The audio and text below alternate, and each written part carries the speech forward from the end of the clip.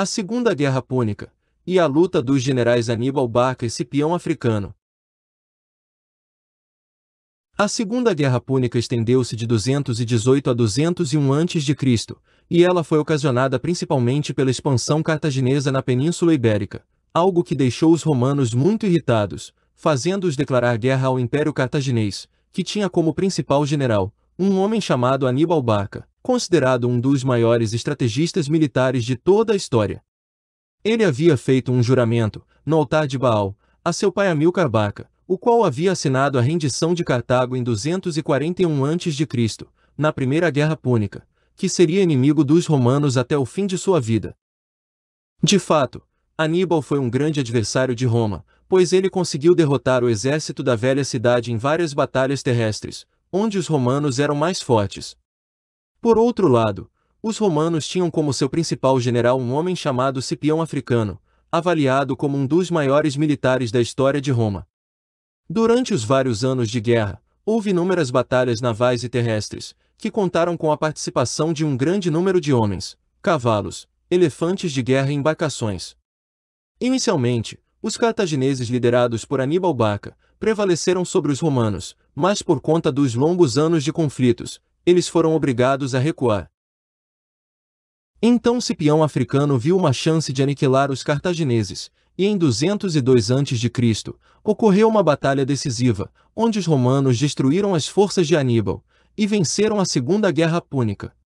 No ano seguinte, os cartagineses assinaram outro tratado de paz, obrigando-os a pagarem uma nova indenização a Roma, e a cederem os territórios que Cartago havia conquistado na Espanha, anos atrás.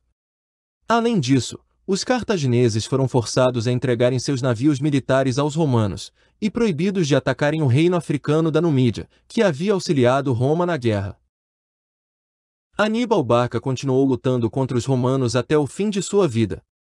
Após passar por vários lugares, ele acabou se suicidando em 183 a.C., devido ao risco iminente de ser capturado pelos romanos, que viam no general cartaginês um grande perigo, já que seu imenso ódio por Roma o transformou em um dos maiores inimigos que a velha cidade presenciou no decorrer de sua história.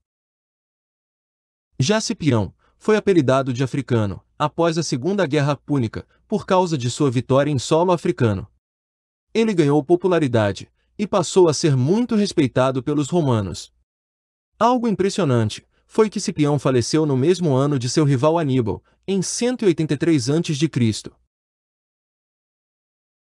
Depois de vários anos de paz, a busca incessante dos romanos por mais poder levaria à Terceira Guerra Púnica, pois seus corações tornaram-se arrogantes e soberbos, e eles passaram a almejar grandes conquistas territoriais e também a aniquilação de todos os seus adversários.